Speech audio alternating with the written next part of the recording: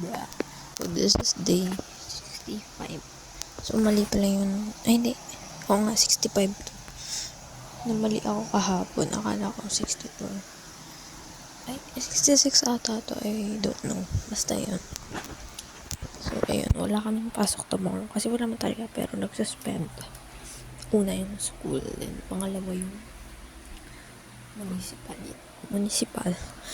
Nung una nagsuspend sa school kasi may school shooting daw na may school threat. Shooting threat. Ang daming papansin ngayon no?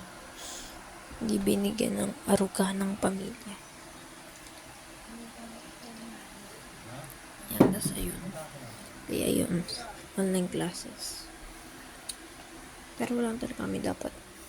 Sana sa Tuesday na lang nagsuspend, diba? Para isang araw lang yung pasok. Wednesday, tas the next day, wala na. And I need to keep my voice low, guys. Kasi may tao. Nakakahiya.